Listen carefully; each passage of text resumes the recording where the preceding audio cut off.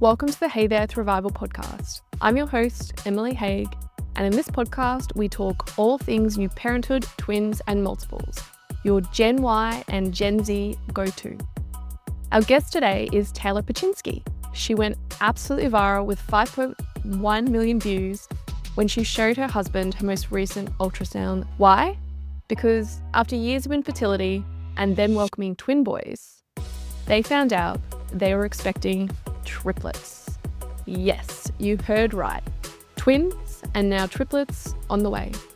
Taylor's a linguist, she's ex-military, a fitness enthusiast. So beyond this viral video, this is actually a really raw, inspiring chat. Don't forget, if you enjoy this episode, make sure you hit the subscribe button.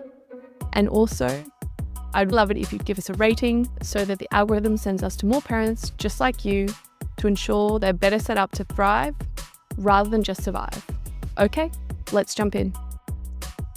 Taylor, welcome to the podcast. Hi, it is so great to have you here today.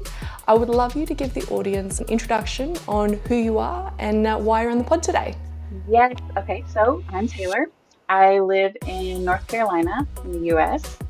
I'm 31. I was prior military, but now my primary job is being a stay-at-home mom to my two amazing twin boys. And I'm currently expecting triplets this year. Very, very exciting. Well, I'm sure there will be a huge interest in hearing about this. I think there's a lot of people in our community of multiple parents and obviously their families and experts associated with that, which will be very intrigued by this story because it isn't uncommon, but it's certainly not super common either. So I think people will be quite interested to hear more about you. So for those who don't know, you have documented your journey online and you've talked a little about, I guess, falling pregnant with the twins and then going through that and then the triplet journey. But let's start, I guess, back at the beginning. Who were you pre-babies? What did that look like? Pre-babies. Well, I started out with a career. I was in the Air Force, and yeah, that was a big part of that was the life I lived, before I met my husband, because that's actually how I met him. And so I guess that's where it all started. I was a linguist, so yes, so that was Like you speak lots of languages? not as many as I wish, but my language at the time was Arabic. And Wow. yeah, that was a fun time. And I still love it. It's probably my favorite language I've ever learned or attempted to learn. I love it. Um, and that's how I met my husband. And from there, once I separated, actually, I took a job. I was still working at the time for the government, but I lived in Qatar for a year and a half working there. And actually, my husband, he came out there as well once he separated. And while we were there, we started kind of, mostly him, he's like a mastermind who, like, kind of building the plan for our future. And we were maybe 27 at the time, something like that, 26, 27. And yeah, we knew we wanted to start a family and that was on the cards.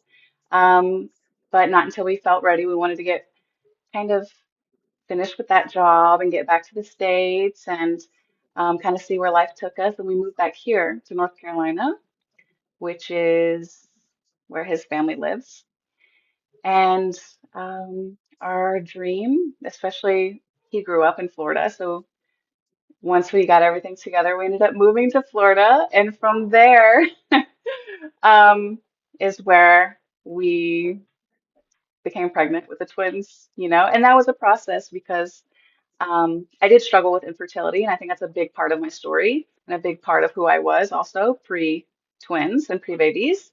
Um, so I think that's, it's like important to note, but that's kind of where I started that whole journey of trying to even become pregnant. That's how it all started. Lovely. I think we really need to go back a step. I want to jump a bit, obviously, into your twin Yeah. pregnancy, but you speak Arabic. How did that happen? I'm Yes, so I impressed, know, I especially know. coming from America. It's crazy to say it out loud sometimes because it's not something I do every day anymore. But looking back, I think, wow, like even as young as I was, that was so cool. What a cool story. But I just uh, how it works really when you join, you don't necessarily choose what language you want to go into. You do request to be a linguist, and then you have to pass some tests and get accepted into that program. But I guess at the time, it's really what the military needs, real life events, things that are happening in the world, and, different international threats and things like that. So I just came in at a time where there was a demand for that. And um, the course is really intense. It's faster than you think you will ever like learn a language to fluency, especially. And it was so hard. I had called home crying several times, but you just stick it out, And I ended up being like pretty decent at it. I enjoyed my job a lot. I met amazing, amazing people that are still considered family to us. And yeah, it's just that was my job. I guess that was my what I call my big girl job, you know? Because I joined at a young age, and Mhm. to this day, it's like one of my passions. I still like to watch things in Arabic, and I recently made some friends online who I call them my pen pals that I will write to in Arabic as well. So it's not something I want to lose. I don't want to lose it. I think it's so beautiful, and yeah, it's one of my passions still. So cool. Yeah, it's I think that's what you could say. it's so cool. Languages are meant to be fantastic for the brain as well, Yeah. so maybe it'll also make you super sharp in amongst mum brain. Yeah, Who I hope knows? Like, so, because some days you feel like the mom hopefully. brain is prevailing. And Oh, yeah. yeah, and in fact, Even like after, right? yes, to that, and for me, it's never stopped. Now I'm pregnant, and now I have pregnancy brain. I don't know what's what anymore, you know? I think that's why that's Yeah. like your biological stage though, isn't it? It's you're meant to be focusing purely on the babies, or your energy is going to the babies, Yeah, plus it's obviously you've still got it's twins. amazing how it works. It Yeah. is. It's really crazy. Once you understand it and you make sense of it, like, right, okay, it makes sense that you're not as logical because the body and evolution wants It's you to be totally on the funneling babies. all the energy And into something else.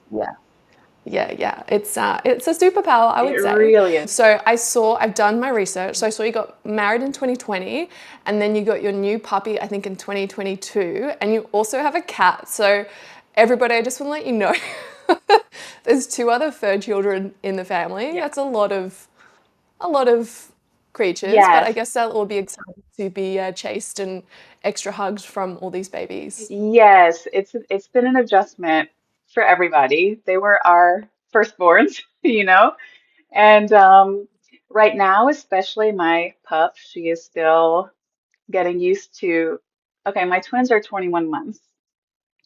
So they like to grab and pounce and pull and run. And so my dog, she's getting used to everything and she's adjusting, and she loves to lick them in the face and eat the food. Like they love to feed her. So it's a funny relationship, but I expect that it will become even more fun in the future.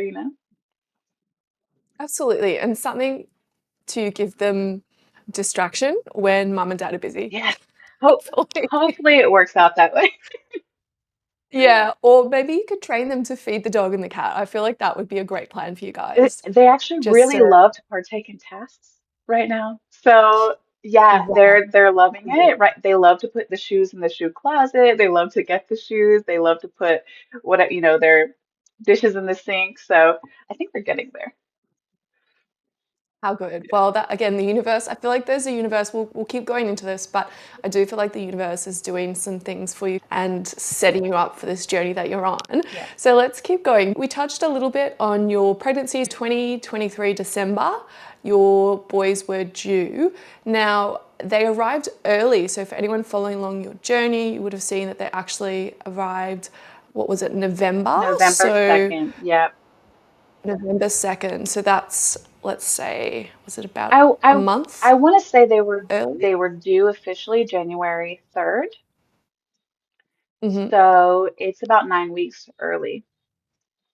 9 weeks early. Yeah. Wow. Yeah, Okay. they were quite. Well, I think those who don't, in your following or listeners that don't have multiples or haven't had a child in the NICU, it's certainly a different way of starting out. Certainly. Before we go into that, though, I should actually touch back. We talked also about your infertility and with your babies as well. Hmm. So, how long were you working at that until you were blessed with having your twins? Hmm. Actively trying between naturally and fertility treatments. It was nearly 2 years. Yeah, we tried on our own for over a year. It was nearly a year and a half. And I guess maybe for those that haven't like embarked on such a journey, they expect healthy couples to conceive within a year, especially under the age of 35. And I was tracking my ovulation through hormone tests and things like that. And it for over a year, I did not ovulate. I never got a positive test. So it was very discouraging. Since I was a kid, I wanted to become a mom. That was like, as a child, that was my dream. So it was very discouraging. When we did get into the fertility treatments, like I felt a ton of hope, and it ended up working out for us. I did do medicated cycles and I did do IUI to achieve the pregnancy with the boys. And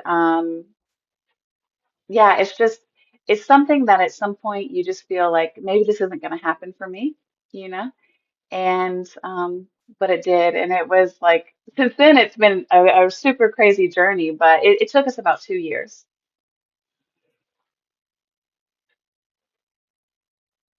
Okay, so 2 years is quite a long time. So it must have been just so beautiful to find out that you were finally pregnant and with twins, which is such a miracle. And Taylor, I really think that a lot of people resonate with that story. I know I have friends that have struggled with infertility. Hmm. Some have been able to eventually get their Hmm. babies. Some have had spontaneous, Hmm. and some are not, that's not their path, Hmm. I guess is probably a way to put it. Yeah. So I think it's really beautiful to hear that and good to also explain that you did try for some Hmm. time. And I've seen the photos of how fit you are as well. So in incredible Hmm. health. And I wanted to also mention, so you did something called Hmm. IUI, not Hmm. IVF. Is that right? Yes. Yeah, that's correct. Yeah, so a different process as well. I know that a lot of people have got their perceptions about what is the way to move forward with having a family. But at the end of the day, I think we just should let people live their journey and do the things that they want to do in order for them to get a family. We're not in their shoes. And so I think the best thing we can do is just celebrate the fact that it's a beautiful story. You got very Yes. cute twin boys. Yeah, oh, thank you. Yeah, they're so cute. Um, yeah, I think it's one of the most admirable things, like somebody wanting to become a mom and a dad and to grow a family, you know? And all you can do is give it your honest shot. And if they decide to get outside help, I'm rooting them on. I've been there. I think it's the one of the greatest things that you can pursue is to grow a family. So I think, yeah, I'm their cheerleader. I love that. I think that's the best way to be, Hmm. right? Especially a lot of people that are at a distance sometimes say things that they wouldn't necessarily say next to you as well. So I think let's just be our best selves online, especially. Yes. Now, I wanted to talk about your twins. They arrived 9 weeks early, you said, and they were in the NICU. And you also, your delivery, you've mentioned this online, that it was both vaginal and C Hmm. section. So, do you want to talk me through a bit about the delivery and then that journey into NICU? Yes, yes. Oh man, what a story. Um, Well, it all kind of started because I had T-prom at 30 weeks, which for those that don't know, it's a premature rupture of the membrane. So essentially, um, my water was broken, but it was a small rupture. And so they were able to keep me on bed rest in the hospital once I went in to get checked and got admitted. Um, During that process, they give you, a couple of medications through IV, and they just keep you resting and they monitor you to make sure everything's okay. Babies are okay. Nobody is, low on fluids, for example, um, and just continuous monitoring. So I was actually very thankful for that because I didn't know for several days that that's what was happening, but I felt off and some things were happening that I was unsure of. So I'm so happy I went in. And I just want to say, if you ever have any questions, just go in to get checked. It's so worth it.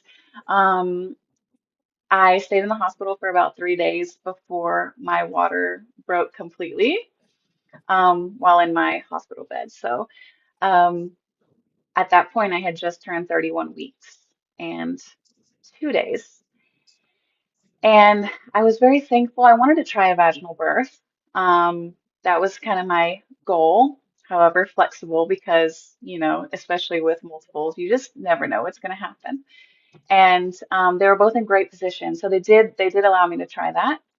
And our first birth of our baby A was beautiful, pretty simple, easy, exactly what you would expect, other than the team of 10 NICU staff that were waiting to catch him to get him Yeah, situated. a Yes. lot of stuff, right, in Oh, multiple forget about births. it. Privacy, intimacy, that's out the window. Yeah, So, yeah. but that was great. And then they're on standby right there, actually, with this is how they do it here, anyways. They have an ultrasound machine just to make sure that the remaining baby hasn't flipped in some sort of dangerous position, transverse, breech, however it may be. And well, anyways, he was ready to go. So he was already coming, but the problem was that he had a prolapsed cord, umbilical cord. So I didn't know what that was at the time. And that's when the umbilical cord is coming before the head of the baby.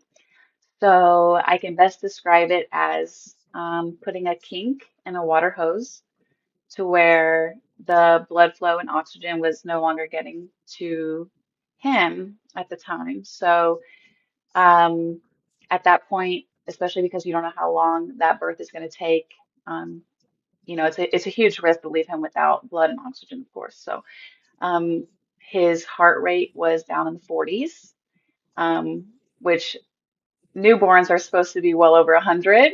So that was alarming. And Wow. at that point, it was it was the craziest thing I've ever experienced. It was like an out of body experience. I can hardly remember it at this point. My husband was in the corner. He witnessed it all. Where you have no idea what's going on and they see the heart rate on the monitor and you just hear the doctor say, convert, convert. We have to convert to C-section. And I just remember asking, why? What happened? What's going on? And before I know it, there's a blue sheet. There's a doctor saying, I'm going to give you a little cocktail to make you comfortable, And and then I was out and I had no idea what happened after that. I woke up uh, in my recovery room and I was alone. I don't want to get my husband to get flagged, but he was in the NICU with the babies, checking on them. And I just had no idea what happened, but it was it was like the Power Rangers. It was truly impressive how everybody assembled all of a sudden, the whole team. I think NICU teams are amazing, by the way. I give them so much credit and Agree. like just applause. It, it just like that, everything changed, and they successfully resuscitated my baby B, and he had to be intubated for the first 24 hours or so, but that's how that happened. And that's the thing with multiples. Your first one can go exactly as planned, but that's not the end. And I think that's important to remember when kind of evaluating the risk and just mentally preparing. And not to fear monger, but I think it's important to know that, um, you're just not done after the first one. And so, anyways, I give big thanks and big love to NICU teams. They're amazing. What an incredible story. And I agree with the NICU teams and many those expecting multiples. I think this is a good educative story in that these are the sorts of things that can happen. The great thing is that the medical teams are prepared. Like again, in your case, they seem like they just switched over with military precision, It was. with the hordes of people that are in multiple births. So I think it's good to know. And did you know that that was a potential outcome that you might be doing both types of birth? Honestly, no, it never crossed my mind. I was going to shoot for a natural birth, unmedicated. Um, and it's so funny because towards the very end of my laboring, I had this weird feeling. Um, oftentimes they will encourage you to get an epidural, just because if you do have an emergency C-section, it's much easier and quicker for them to access a line for medication so that they can get started on the actual surgery. And in my mind and in my heart, I could not justify taking the risk of delaying any time in the case of an emergency. So I was about 8 centimeters dilated, and they came and gave me my epidural. So, but it gave me peace of mind, and we ended up having to use it. So I attribute that to the little nudge I had. Um, and so, no, I did not even know it was a possibility to have one go smoothly and the other completely go in a different direction. Yeah, and I think that's something that I wish more parents of multiples knew, or even any new parents, is that you may have a different outcome to what you're expecting and again shoot for what you want to with your medical support. But that education piece, would you say that's something that you wish in hindsight you knew or that you perhaps would mention to others if they're in your situation? Yes, and I actually do advocate for, especially women pregnant with multiples, to kind of read up on the different risks that are there, especially because I mean, there's risks with every pregnancy and with every labor. It's just that those are increased exponentially when you start adding more babies, you know? And you truly never know what's going to happen. And I think it's really, really important to make informed decisions. Um, and so for that reason, I talk about it. I share this part of my story. It's not something I knew could happen, was going to happen. I just felt a little push to kind of make that decision at the end. And I truly, truly think that it changed the outcome of what could have happened with my second baby. Yeah, well, thank you for sharing that. I think you're very open Mhm. on your social media and you're very genuine, which, to be honest, is a trait of a lot of, I guess, mums online and lots of mums of multiples. And I think that in doing that, you're probably really helping people because some people it's not comfortable to talk about. Yeah. And so hearing you talk so openly and being honest, I'm sure is helping people. Yeah, So just want to I call hope that out for so. you. I hope so. I knew no moms of multiples before. So if I even I answer everybody in my DMs. I answer like I'm there because if I can shed one little piece of light or even encouragement or whatever it may be, it's like that's what I'm setting out to do, really. Yeah, well, you definitely have a great, I don't know if aura is the right word, but you've got a really great glow and energy about Thanks. you. I So like I love aura. We can go with that. that. Anyway, yeah, well, I've got some more questions about that a bit Okay. later. So let's talk about Greg Mhm. because I've spoken to an OB. So Greg was in the room and he's supporting. Did they do the thing where they said, if you fall over after watching, we're not going to catch you? Was that a thing that was I mentioned? don't Or know. was I that need to just, ask was it him. I need to ask him because I think he got prepped before I was even ready. right? Yeah.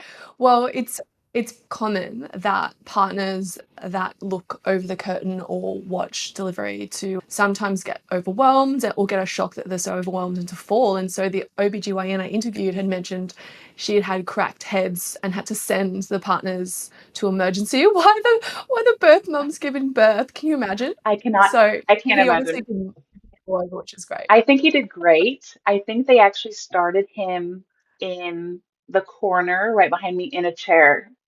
Maybe that helps. Oh Sitting. dear. He's a big guy, so I think that's probably smart. Yes, because that would have been a big fall. So, but actually, he did great. He witnessed the whole thing. I think he probably turned white during that whole process. The way he describes it is also very entertaining to listen to because he saw the whole thing. And he was even there, of course, during the C-section. And there's actually a video. There's a video on my Instagram. And it's just about it's shortly after the boys were in the NICU, and it's just some clips of them in the NICU. But in one of the clips, there's a red smear right here, and it's blood from my C-section. And Oh this is gosh. such a story. I don't know if I'm going in the right direction, but um, Shit, it's fine. yes, I think he was doing something, and they were sewing me up, and it just came. I'll spare more details, but it just and he was fine. Put him in the Yeah, head. he has stayed standing. He stayed standing when I told him about the triplets. We'll get into that, but he's a sturdy guy, I guess. Wonderful. Well, I love it. He was in there in the trenches and he was definitely very involved if Yes, he's getting hit with the blood. yes. So, okay, well done, Greg. Let's go on to that first year and coming home. And so your boys were in the NICU for quite some time as well. Mhm. Would you mind sharing about your experience there and what was the hardest part in all of that? Yeah. Yeah, they were there for 4 weeks, which I think we were very fortunate. From my perspective, that's a short stay. Um, for them, their biggest things were, I'm sure you know the term, but they were growers and feeders.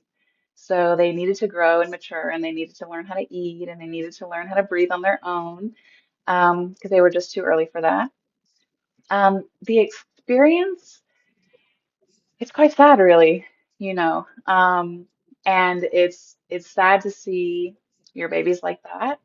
And I've never been ashamed to mention like the selfish reasons that I was sad as well, and just um, letting go of the the ways I thought I would be able to live my first moments as a mom, you know? And so it was a hard adjustment all around because seeing them that way and not to mention, I mean, the NICU itself is not a happy place. It's filled with great milestones and happy moments, but um, you see all the children there without their parents, without their moms. You see all the moms there, either not being able to hold their babies or, you know, fighting some bad news or hoping for good news or um, you just never know. I mean, everyone is going through something. It feels like the same, but it's so different. Everyone's experiencing it so differently. And for for us, I mean, I also was pumping during the time, and I was trying to juggle that with seeing them as much as possible, and trying to also heal from both deliveries, and it was tough. It was really tough, and um, at the time when we had moved to Florida, we actually didn't have family close by. So, yeah, I mean, it was, it's not an experience I wish for anybody for sure, but I think I was very blessed in our personal experience with that. I know it could have been worse, and I'm very thankful that things went as smooth as possible, considering all the things that the babies went through. But yeah, it's a tough experience. Yeah, yeah. I think when they're so little and again, getting your head around what it means when they're there, are they okay, and seeing your babies in all the pipes and the CPAPs, which they're all there to help the Yep. baby. So just again to share that the CPAPs blow the liquid off the lungs Yep. and make sure the babies are breathing, and the pipes feed them Yep. because they're quite new, and there's a lot of beautiful technology. So we are very lucky with all of that. But it is, as a new parent, biologically wired to want to hold your babies Yes. and do skin to skin. Yes, it's so tough. It's And I, yeah. I remember even just the first time that we were able to see their faces. It was weeks after they were born, and we just it was such a strange moment because how how can you fully bond with someone when you can't even look them in their eyes, when you can't kiss their face, when you can't see their features? It's so difficult. You're wondering like, who are you under all of this, you know? So Yeah. it's truly a journey from the start to the end. It's crazy. Yeah, and I have shared this topic in a few stories through the episodes to date. So for those that are expecting, know that we do have fantastic equipment and really educated staff in most countries, Mhm. but it might be something that you struggle with from maybe not expecting it, and also from a biological perspective with your hormones, and just you are wired to want to be against them. So coming against all that can be a lot. So for partners, knowing to support and also get themselves prepared as well, because I'm sure for you that Greg had to get his head around it as well. But I think something to be aware of is definitely a good call out. Yes. Let's talk about the moment that you got to bring them home. I think that's always a nice one. So, what was that like when you got the green light? It's so exciting. Uh, the most memorable moment beginning this whole process of bringing them home was when I was at home and I was putting together their bassinets to have them by our bed, and I got the call from the nurse, and she said, "Hey, I think they can go home today or tomorrow. We just need this test to be done with the car seats." Did they do that there also in Australia? Oh, it's such a blur. We definitely brought our car seats in to take them home. Yeah. What was the test? You have to So, tell me because okay. Okay, so I was really out of it. um, they place them in the car seats, and their blood pressure and their heart rate and their oxygen is being monitored at a time. And for us, it's a 90-minute test to see if they tolerate traveling in a car seat, to make sure their Wow. sats don't drop, to make sure they don't get so stressed that their blood pressure gets out of control. And I was just like, what do you mean? I'm not even ready. They were only barely turning 35 weeks gestation. And in my mind, and with what I was experiencing with their troubles and their desaturations, I was so skeptical. There's no way. How? How can they be ready, right? So um, that's kind of that's how that started. I honestly was too nervous at the time to be excited. I asked them, I was like, please keep them longer, please, like, just keep them. I just don't feel like this is right. But they're with them 24/7, so they see how they're living life day to day. Um, and they passed the test the first try, and I think I convinced them to keep them one more day. So that was all they could give me. They're like, they're healthy babies. We can't keep them, you know? So it just was shock. I was in disbelief. And then by the time we got there to really take them, I was so excited. But you're wondering, I'm a first time mom. How do I keep, they're so tiny. How do I keep them Yeah. alive? Are you sure? Are you sure that they're ready? I'm not ready. Who's the one ready? You know? Yeah. So. I think that's a common thing. I felt the same when they're like, you can now be responsible for them. I think my reaction was, what do you mean? What do you mean? I have no idea what I'm doing. Yeah. You're so much more equipped. How do you know? How do you have faith in me right now with this?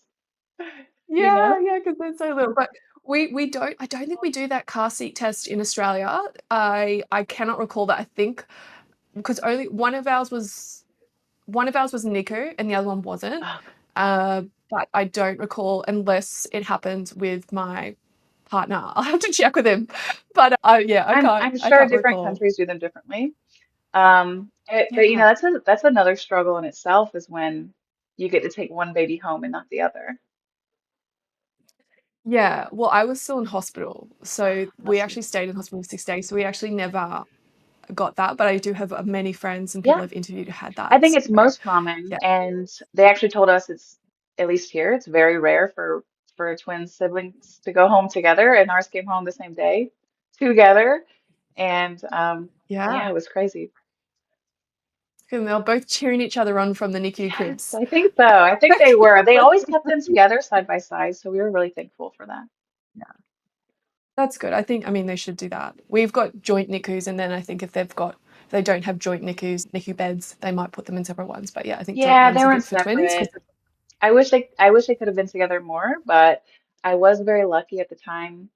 They were my first kids, so I didn't have any more at home that I was able to spend a lot of time with them and skin to skin and keep them together that way. And yeah. yeah, yeah, it's beautiful. I don't know if you've seen this, but I've got a video when my twins were finally back together physically against each other, and it's so beautiful. Yes, It's just like yes, that moment. it's It's so just, cute. it's like magic. It is. So you've posted a little bit about sleep and feeding. So let's talk about sleep. I know that they had reflux after the NICU. Sleep was a bit disturbed because they'd had that NICU stay. Could you paint a bit of an overview of what that looked like for you and then how you managed out of that and what your tips would be in hindsight? Yes. Oh, that was rough. That was the roughest time for sure. Even in the NICU, they were having some reflux, and I had concerns about it, but for them, they say it's normal and they want to keep, upping their feeds because at the end of the day, they are burning a lot of calories in the NICU, and it's best for them to get their feeds. So when they came home, um, I think it really started because my baby A, who was the worst one with this struggle in particular, I was sleeping with them. Um, they were in their bassinets, and I would hear my baby. It sounded like he was choking or snorting in his sleep, and he was very restless, and he was crying a lot, and I didn't know what was going on, but I could not lay him flat in his bassinet at all. It was impossible. He couldn't sleep. He was wiggling around everywhere. I mean, he would start here and end up here. I don't know how. But he was just in a lot of discomfort. And of course, I'm paranoid. Like, what are these sounds? Why can't he sleep? Is he okay? And anyway, I couldn't sleep, he couldn't sleep, and that was a huge thing. My other one struggled also, just not to quite the same extent.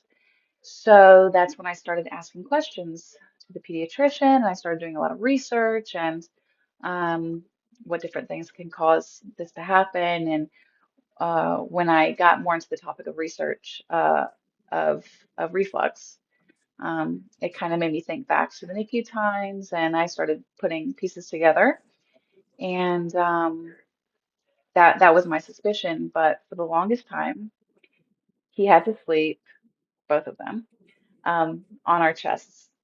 We could not lay them down because he couldn't breathe. He had the reflux. It was causing him a lot of pain.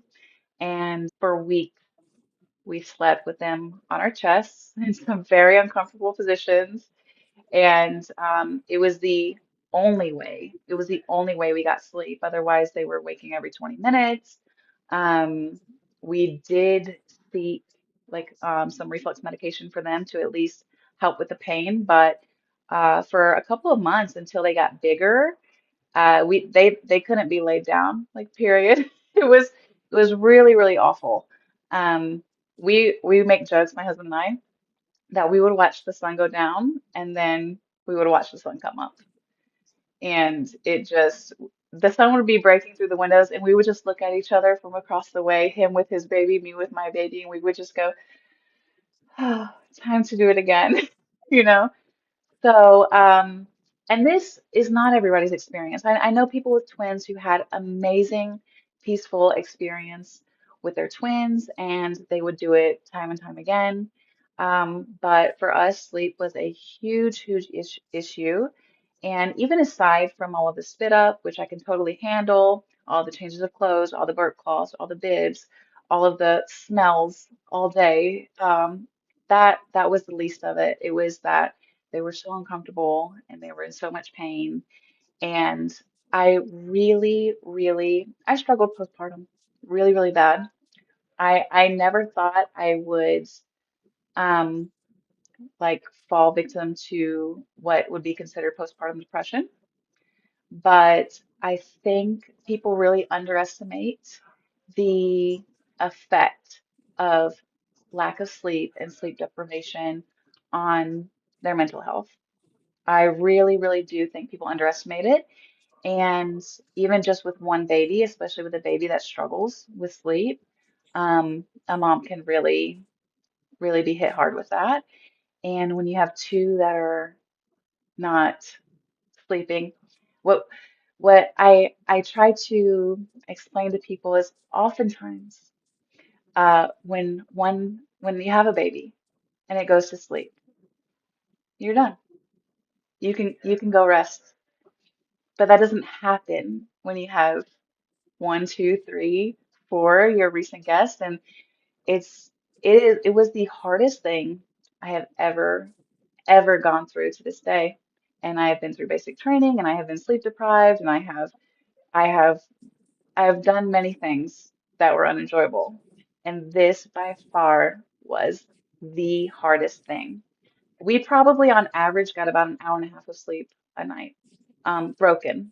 I was also pumping. You're also having to make sure they feed every 3 hours, pumping every 3 hours on the dot. And it was the toughest thing. Looking back now, I am so proud of myself. It's and I am so proud of every mom, period. And then the ones with two or more, I just think it is the most incredible thing that someone can possibly possibly do. Yeah, I agree. I think when you hear that person that says, "Oh, I had too close together," I understand twins. You think, well, and I have mentioned this a few times, but well, you didn't have to feed two at once or three at once or four at once. And that is just a different type of sleep deprivation, which is torture in some places. And so I think it is a really good call. I mean, as parents, we do what we need to do because we love our children and that's our job. Mhm. But that doesn't take away from the fact that it is difficult when you're getting 1 hour of sleep. And then I don't know about you, but I would find 10, 15 minutes just to lie there with my eyes Oh closed. yes, yes. It My was my never eyes, possible pre-children. I had to rest my eyes, so to speak, because there were times where it physically felt impossible to keep them open. I would cry. I Yeah, would just cry because I was so tired. There was nothing else my body could possibly do if it couldn't sleep but cry. That's kind of the point that it I got bet. to. Yeah.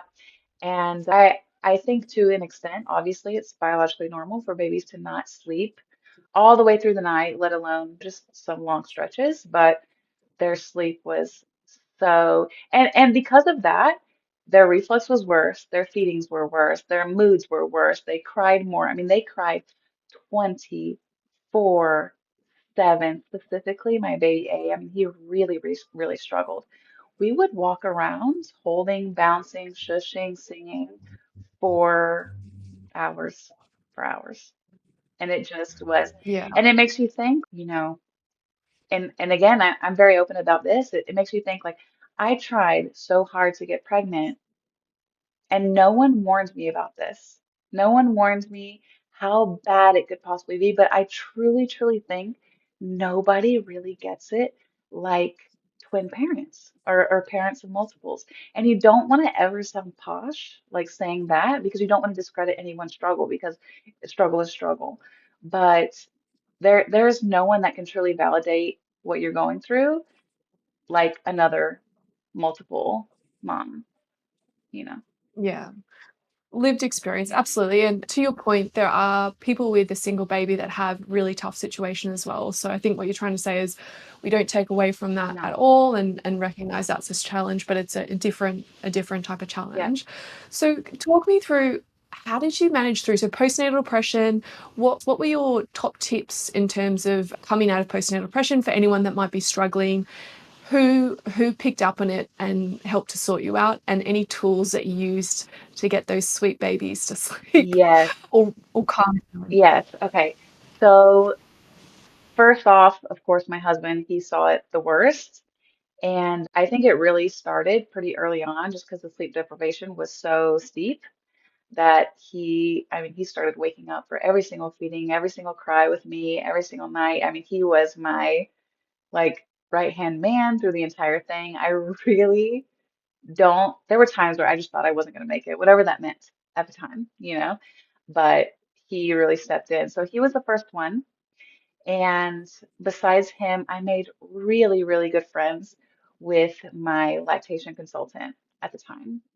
And she happened to be a NICU nurse for 30 years, and she had been a nurse in general for 50 years. And she just was so, so nurturing and so loving. And as far as my tips with that, would be one, to open up about it. Because how can people help you if you don't talk about it? And then number two, and this is like, I advocate for this so much, is to accept the help. I think that's the biggest thing. I think a lot of moms are like, especially first time moms, it's like we want to be the ones to comfort the baby. We want to be the ones to hold the baby. We want to, but the more help you can get and the bigger village that you can build will make all the difference on how you recover physically, mentally. I was very stubborn with accepting help and for asking for help. That was the thing. And I didn't want to admit that I wanted a break, and I felt like maybe weak if I wanted a break or a nap or whatever, you know.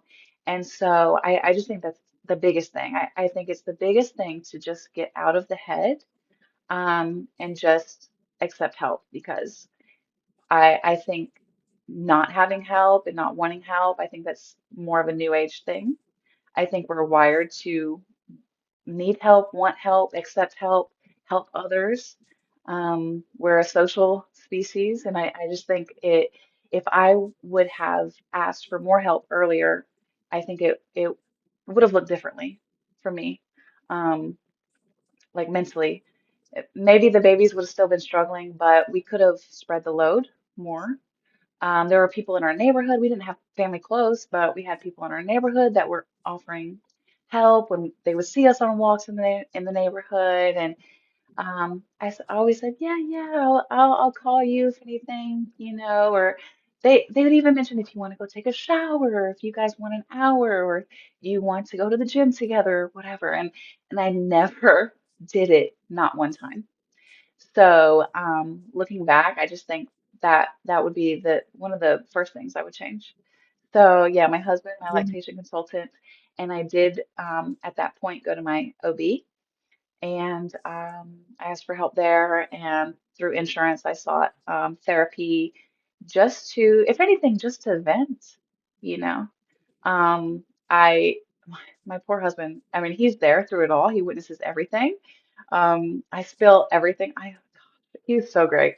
I just pour everything onto him. So if I could just at least have another outlet to vent and have somebody validate my feelings and this struggle that I'm going through and motherhood in general, it was like it was such a relief for me. And Okay.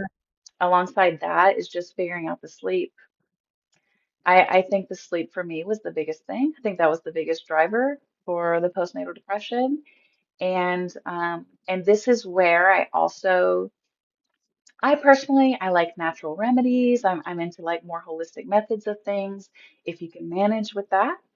Um, but if it weren't for getting medication for my sons, um, that eased their pain with the reflux, nobody, including my children, would have ever gotten sleep. And I just think that there's a time to accept and be grateful for and um, try like medicine, you know, um, for the sake of everybody. Once they started sleep, I was happier. I was a better mom. I was a better wife. They were in better moods, you know.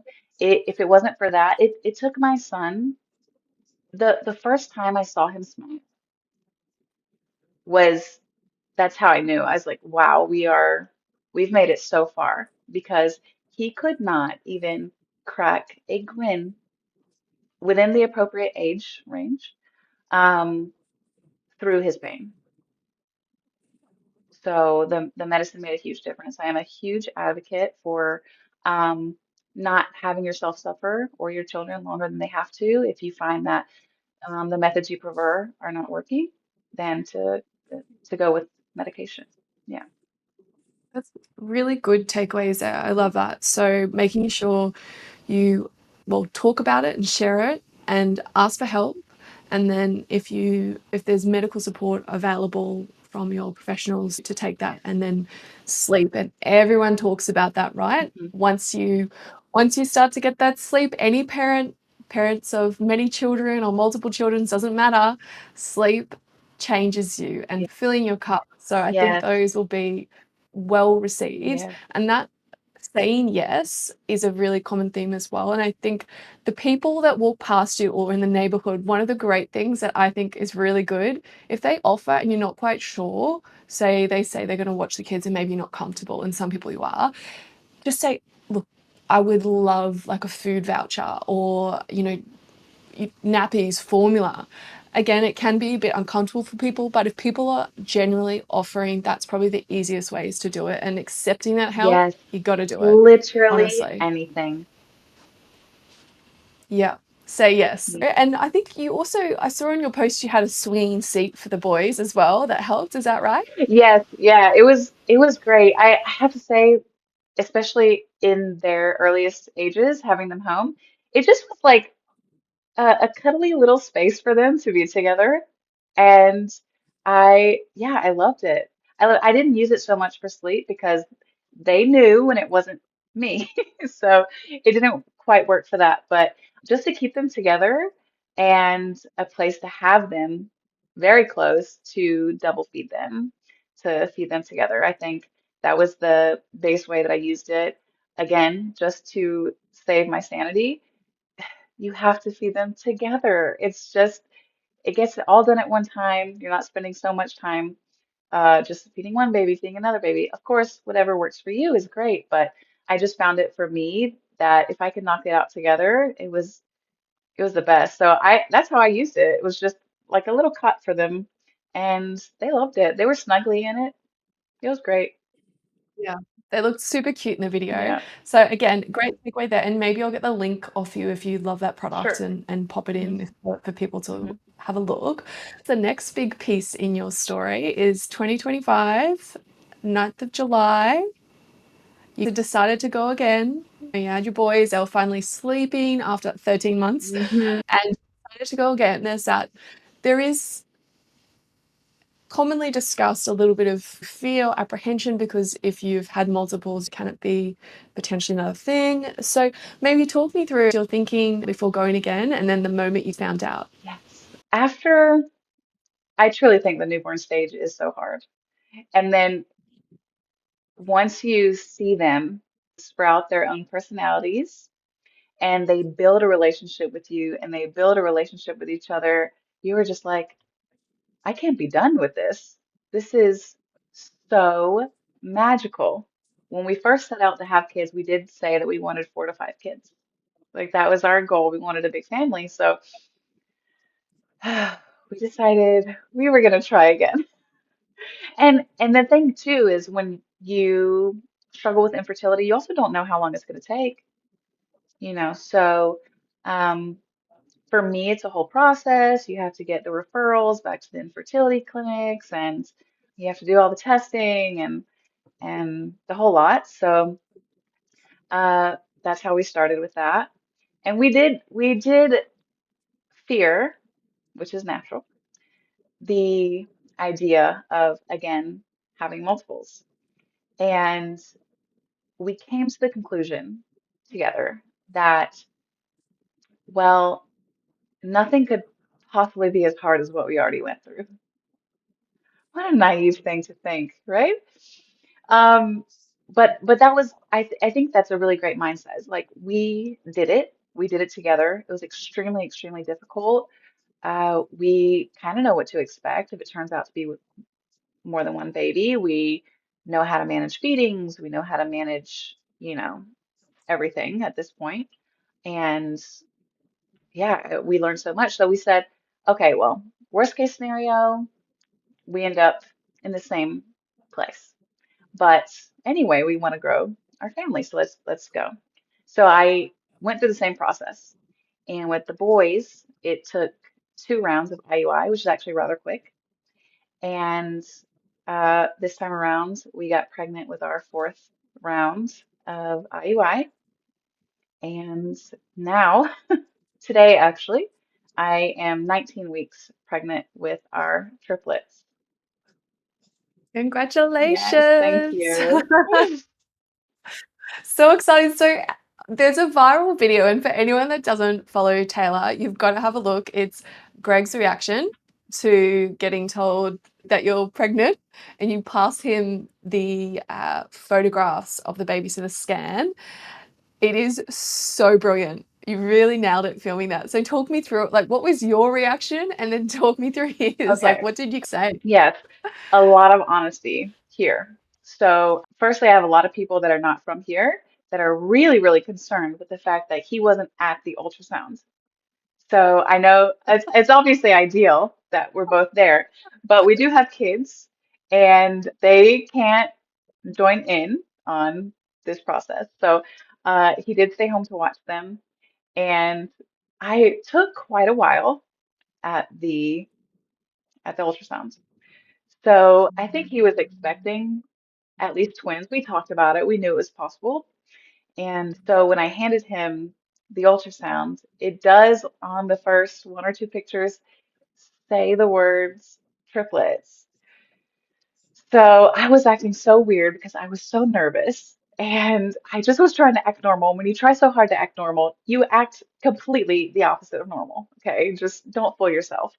And so he already was like nervous. I handed him the photos, and that obviously is the video. You just, I think, how was his first word, how. And yeah, my reaction was basically the same at the ultrasound. So, being that I had to find out without him, I had such a pit in my stomach. I was so nervous. And my doctor, who was doing my scan, she's the one that ran my fertility protocol. Um, I quickly caught a glimpse of the monitor and I saw something I've seen before and I just knew. I saw at least one. I saw one sack and her name was also Taylor. And I said, Taylor, I was like, please tell me there's one. And she said, well, she goes, there's two. I was like, oh my gosh. And I accepted that I was looking at the monitor and I saw what I thought I knew was another one. I said, please tell me there's only two. So we're stacking at this point. She goes, well, let me check. And she's scanning, and sure enough, in the corner of the third sack, there's another heartbeat. And she was like, there's three. And I was like, I I couldn't believe it. I was beside myself. Honestly, I don't think I knew how to feel. I think I was shocked, so I was neither happy nor sad. And I just, yeah, I just was shaking. I was so nervous. What does this mean for you? Like that's what you're thinking. What does this mean for me?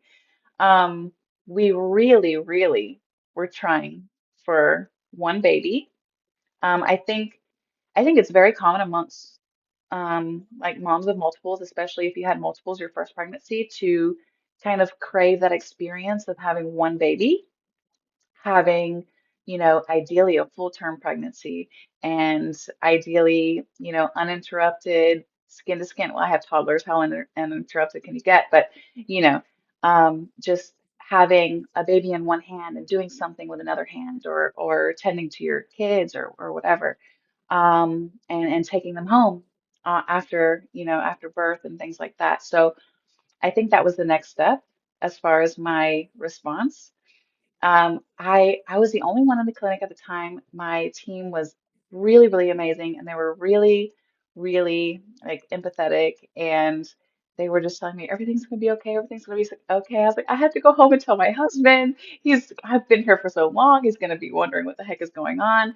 And so I basically, it probably took me a couple weeks to really process it.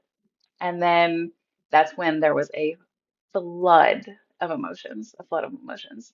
So that's maybe one thing that we can jump into. But Gregory also seemed to go through the same process. And I think just complete shock. Yeah. Mhm. I can imagine it takes a while to process something which is, it just seems wild, right? Do you know what type of triplets that you guys have? So we do have all separate sacs and placentas. So they're tri-tri. Yes. Wow. Yes. See, that's even more wild. Yes, it's very wild. And due to the scans that I had before we did the process of IUI, when they were just checking my follicles to see if I had anything mature, um, I only had one very mature and ready follicle. So alongside that one, I had a smaller 15 millimeter, if people want to look into it. I had a 15 millimeter follicle, which is considered it's considered small. If I would have had only that one, we would have waited longer to do the IUI, for example. Like they don't consider that one to have like a good possibility of being viable or releasing a mature egg. So that one for us was kind of almost out of question, So we were shooting for this nice, big, healthy, mature follicle, this one. And we always made jokes like, oh, well, what if this second follicle came and against all odds, it took to the treatment as well, and then we had twins. Like, what if? That would be crazy. And then I think one time we said, what if that happened and one of them split and we got triplets? Wouldn't that be crazy? And at this point, this is the theory from my doctor. She thinks one of them split early, which for those that don't know, you can have identical twins in separate sacs if it splits early enough. So, being that the only other option is that they would miss the follicle on the ultrasound, which is also extremely uncommon because they're big, they can see them. They think that that's the most likely theory. So, I don't know if there's anybody identical in there. There's two girls and one boy. So, it's just something we have to find out later, which is also fun. It's just like more surprises as you go. Yeah. Yeah, I bet. It's so crazy because yeah, with the multiple births, you've got twins, it's obviously one egg split or it's two eggs Mhm. released. And then when you get to triplets, quads, s- septuplets, whatever five is, I actually don't know the right word, but Quintuplets, on and on. and then yeah, Quintuplets, there we go. And then on it, yeah, it it gets gets more bigger and bigger difficult. depending where you get. Octuplets, I know that Yeah. one. But there's multitudes of how it can happen. So that's just so wild. And it's almost like the universe had this in store for you and that you were destined to be a parent of Mhm. multiple. So I love that. And I have to say, I have watched the reveal videos. Everyone check out Taylor's reveal videos. They're great. She's got three different ones when they announce the genders. Mhm. And how did you feel about having two girls? You had two boys already, and then you got two girls and a boy. It's Yes, a perfect mix. yes. Oh, it's so great. We are like it couldn't have gone better, honestly. Um, I love being a boy mom. I love being a boy mom. I really do. And I always joke Yeah. saying, "Oh, but a girl for, a little mix would be like so fun." And even though I feel like at this point I feel how do you I don't know how to be a girl mom, but it should be fun, and my husband, he is a man's man. He loves having boys, but you can just see him get so tender when he talks about having a girl. And he says, "Oh, but a girl." like a little girl to spoil would be like so cute, you know. So we had the idea of kind of trying, let's try again, see if we get a girl. But also all boys would be so cool. Like we love that idea. So um I'm I'm thinking my true guess was that it was either going to be all three boys or all three girls because with my luck, I just feel like it would be all in one direction, all or the other. And so I really thought it was going to be all boys. I thought we were going to be like a boy family, like football team, you know, just Yeah. rough in the mud. And when the first box opened and it was a girl, I I felt like I was gonna I just it felt so unreal. It was so out of the realm of possibilities for me, which is so silly. It's just like it's 50-50 chance maybe, but it was so wild. So and and people also I think they get a funny misinterpretation of the fact that he and I both were so nervous that it was going to be three girls because first of all, we've never had a girl, period. And we've gotten so used to having boys. We have like at this point, I give us credit, we're nailing it. Okay. And the idea of just going in the total opposite direction is like it's a bit scary. It's like how do you parent a little girl? You know? We're so tender and we're so sensitive and we're so like, you know, it's just everything. Our interests are different and it's just like it's this world that we just haven't stepped into. So we were like so nervous to have something we're not used to at all, times three. And so when the first box came, we're ecstatic, but we just know there's two more boxes. We don't know. We still don't know what's coming. So um the second box was our boy. And then we kind of got a sigh of relief because we said, okay, there's a piece of comfort in this world of new and scary that we're stepping into, you know? And uh Yeah. at that point we were like we were so happy, like this is so perfect, you know? We get a girl, we get a boy. Like it's just so fun. It's so fun. Even in this world of like Absolutely. this craziness, it's like there's this little piece of fun. Yeah. And then the third box was another girl. And I just thought it was going to be three boys. Now we have two girls. I don't know what the heck, like how to do this. And it's a completely different world. And but we're like so happy. The girls get a sister. I think it's so great in a family of boys for a girl to have a sister. And Agreed. yes, it's like how fun is that? You can like share in all of these activities and interests and things, and you can relate to each other better than anybody. And I have a brother, and I love him And fun. so much. Yes, and Yeah. but I also have a sister, and it's a different relationship, and we just know it could not be any better. We're so happy with it. Oh, well, congratulations. It's beautiful news. And I loved hearing that for you as Yeah. well. Now, I have to ask, so it looks like your boys at the moment, I know they're fraternal, but they do look a little bit like mini Gregs in terms of their coloring. Are we hoping for some gingers from a ginger and a family of many gingers? Will they make it through? What do we think? Okay, so we already were hoping with the boys. And so I think even more now, we're just like so excited. Are any of them gonna have red hair? We do, like we just think that would be so cute. We really do. We would love it. I A lot of people don't know this. Gregory is half Mexican, he's half Polish. He does have light features on his dad's side, and he gets red hair in his beard. And so it is there. It's there somewhere. And I think many Okay. people, yeah, Hope it makes through. many people don't know it has to come from both sides. So we're just kind of hoping that one from his side spills out. And just to see, because how fun, you know, as a kid, you don't appreciate it as much. And I think when you get older, you just really, it grows on you. No pun intended, but Yeah, absolutely, absolutely. Well, look, from myself, I really hope that one makes it through. yeah. So good luck, little gingers. Yes. Fight through that tan I skin. So you've started sharing your journey, and I think you've become an accidental mumfluencer. And I love your content. It's fun. You use some really funny over the top sounds and things like that. So talk me through it. And I think, hold on, you were at like 70K, I think, when we first started talking, and now you're at 126, yes, which is great. Congrats.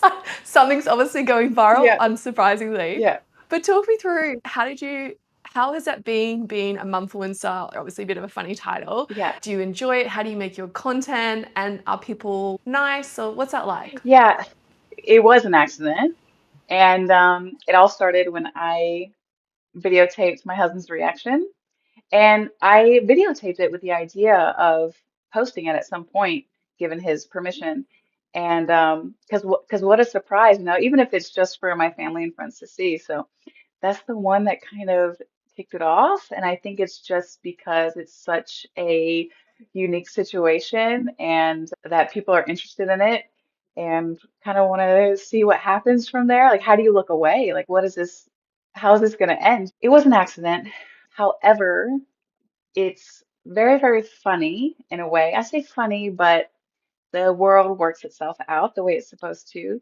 I always felt like I needed to share something with someone. I needed to share something with the world. I needed to help someone somehow, help people, be available to talk to people.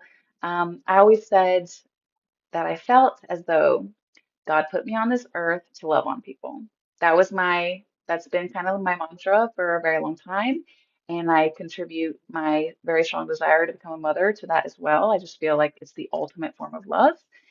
And I I just started having these floods of DMs from people that have been in similar situations or even just with twins or that are going through infertility struggles and things like that. And I have talked to so many women in this short amount of time. And I get a lot from it too. I mean, these people are incredible, these moms. And I just think that it has been such a community, and it's a community that I almost wish that I would have had before when I felt as though I was alone. So that's kind of what it has turned into. At least it's my intention, is just to have a place where people feel comfortable talking about the things that they go through with motherhood, specifically with multiples, if that's the case, with infertility. And that's kind of where I'm leading towards. And I do kind of, you hinted at it, um, attribute some of the growth of my page to just being honestly like very real, very open, very goofy. My husband and I actually are like very silly. Like I like to joke about a lot of things. Um, and just being kind of relatable because even to this day I follow many pages that um, I don't know if they're always good for the soul, you know, with these lives that seem unattainable and these just unrealistic like situations and expectations and um I just it's not like that for us, we have fought through parenthood until this point and it looks like we are still going to be fighting through. And I don't think that that is something that is to be ashamed of, and I don't want to hide it because there are so many people that can benefit from that and that I could have benefited from when I was struggling. I just needed to feel heard and to feel normal in what I was going through. So ultimately, the page is at this point a lot of sharing of my story, a lot of talking about infertility if it comes up, and also just being kind of silly and, laughing at what we can, because I think that helps so much. And I think for that reason, people are sticking around, and I'm so grateful for it because if there is anything I can possibly do to make someone feel like what they're going through is normal and to feel validated, that is the ultimate form of success for me.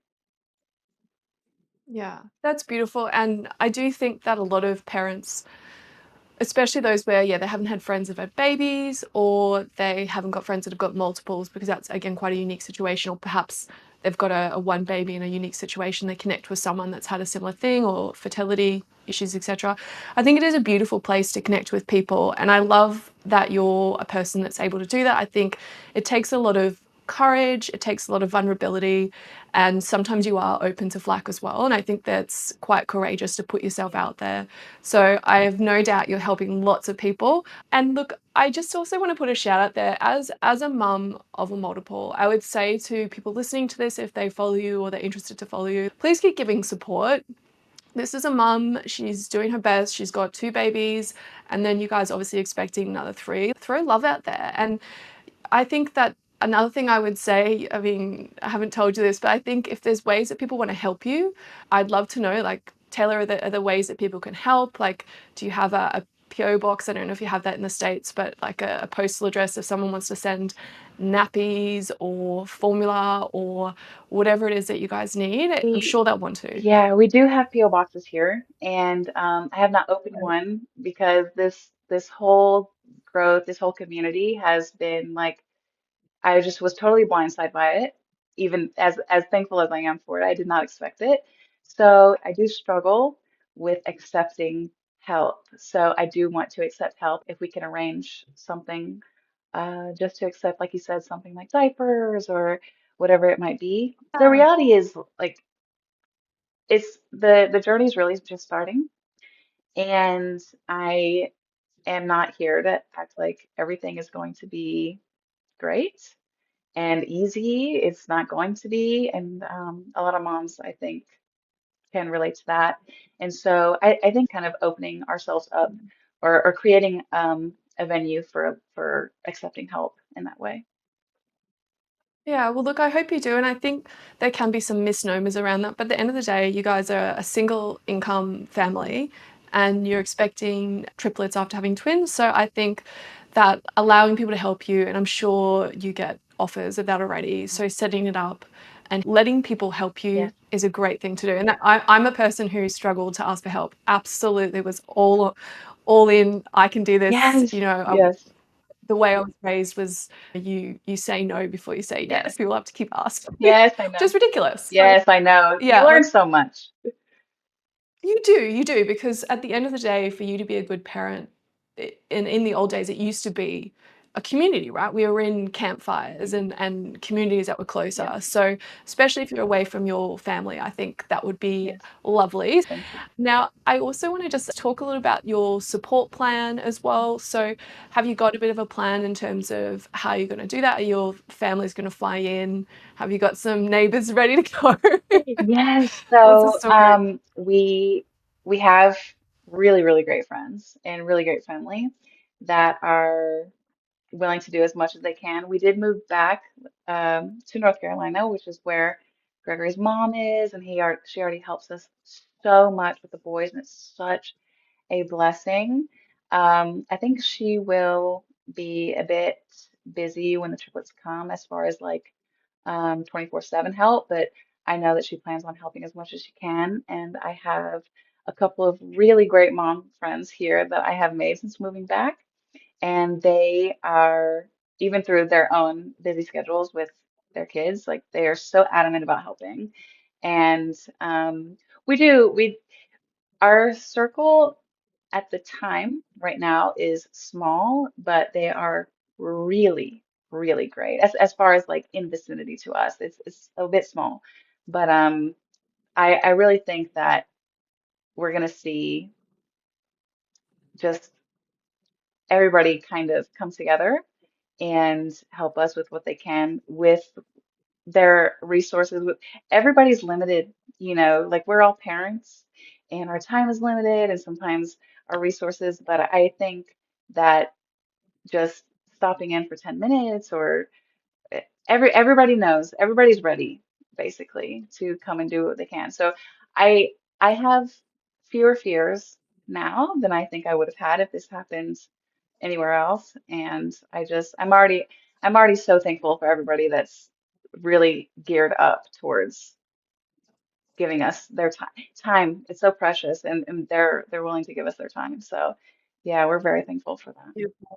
You get a lot back from giving to people, I think, and Yes. that's one of the reasons why I run this podcast, Yes. is because I want to help people as well, and you get a lot from helping people, so I think people should Hmm. remember that as well.